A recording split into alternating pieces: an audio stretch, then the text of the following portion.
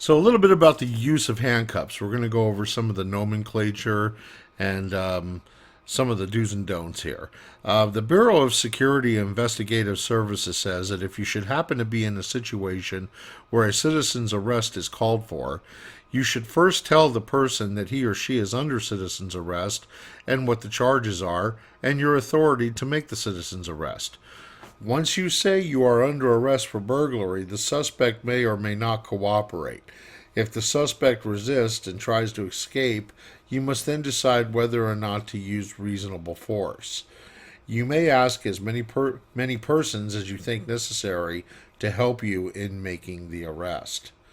So basically, what the Bureau is saying that if you decide to arrest somebody, you're going to have to decide. So that could mean that leaves a lot of interpretation to be held civilly liable in court, in my opinion. But, then according to the Bureau, they don't want you to arrest people. They want you just to observe and report.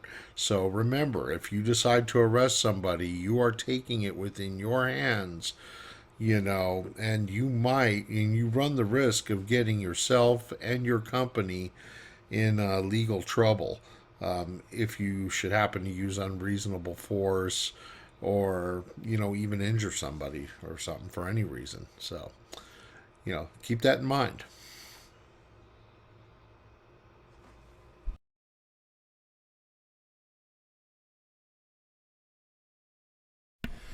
So the first set of handcuffs that we're going to talk about are the chain link handcuffs.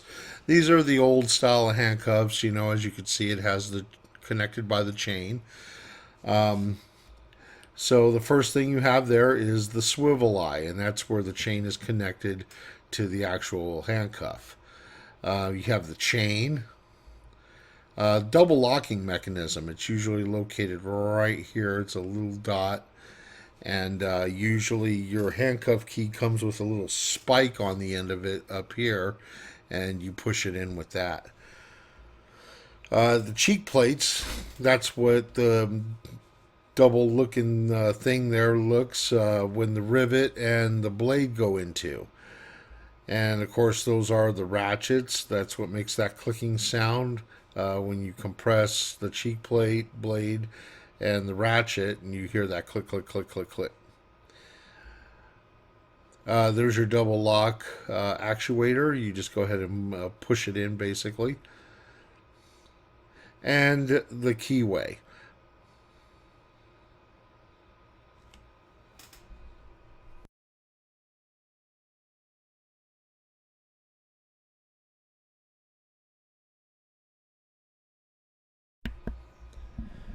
Now, hinged handcuffs, these are probably the best you can buy. The chain handcuffs are a little bit cheaper, but you want a pair of hinged handcuffs. I mean, just look at those things. Nobody's going to bust out of those.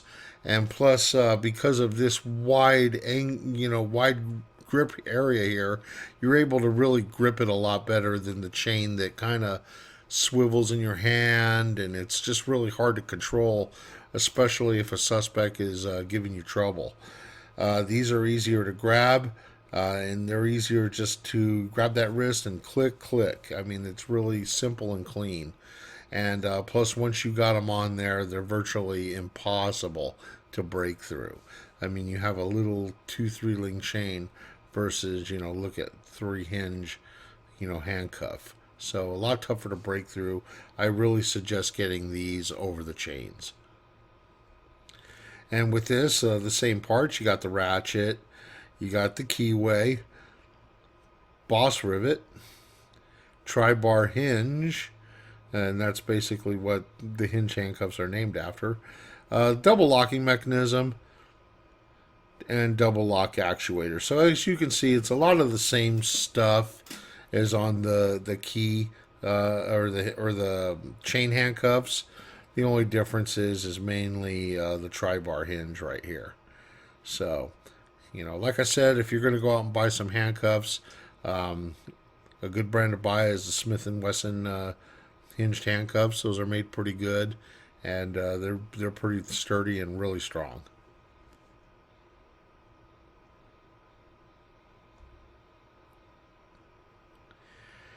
Now remember, prior to placing someone under arrest and handcuffing them, you should use verbal commands, use situational awareness, use clear and understandable commands. So use verbal commands. You got to tell them, hey, stop, please turn around, put your hands behind your back. I'm placing you under arrest for A, B, and C. So using verbal, clear commands. Situational awareness. Always keep that head on a swivel. Be looking around. Who knows if this guy's got buddies, that are standing around watching you place their homeboy here in handcuffs. So, and plus, you want to remain situally aware that this guy might try to break free from you and go for a weapon or something of the sort. So, always remain highly aware of what's going on around you and what's going on with your suspect. And of course, use clear, understandable commands. Don't get too fancy with words. Use just clear, simple words in plain, simple English. So, there you go. One thing to remember is handcuffs are only temporary restraints.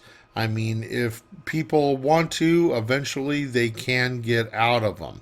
There's lots of people that can get out of them. We've all seen Harry Houdini. We all know who that is, and there are escape artists out there. So just remember that they are only temporary restraints. They're not meant to be permanent. They're only used to transport from you to the police officer and the police officer to the jail. So keep that in mind. The use of verbal commands is use verbal commands to reassure the suspect's compliance. Explain why the suspect is being arrested.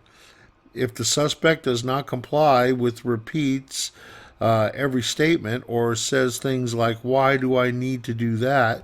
They are not complying to your commands. You should be a sign to call for help or heighten your readiness.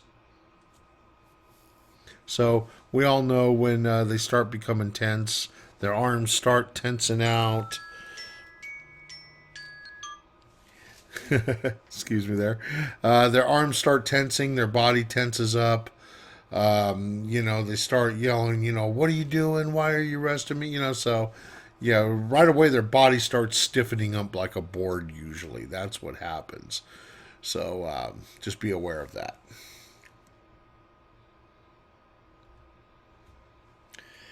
Now, there's a thing what we call loading your handcuffs, and as you can see, you place your rivets to the last rivet, and you can sometimes you can have them in your cuff case like that. Usually they break free though, but usually as you're pulling them out, you should be loading your cuff to that last rivet. That way, when you go to put them on the suspect's wrist, it's least amount of resistance. So you push the single bar over the ratchet, only about 3 to 4 teeth standard, 8 to 10 oversized teeth are shown between the bars. And this will make cuffing the subject a lot faster and easier. Make sure you use proper grip, just like what's pictured there. That's what's great about those hinged handcuffs. Boy, you can just get a really good grip around there. Pictured is how to properly grip your handcuff for deployment. This allows for easy push-pull technique, which we will be showing you later, and allows for a tactical advantage if you need to strike or use the forearm or elbow. And always make sure that you use your strong hand to accomplish this.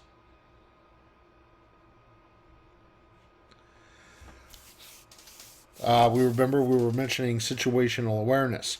Place yourself in a position that gives you the tactical advantage. Maintain good ready stance. And place suspect looking away from you. It's best to get behind them and be over them. Place suspect in kneeling position with legs crossed behind them. or sit them down, legs crossed. This is to prevent them from getting up and running away from you. And or you can lay them down on on their belly if they're really resisting you.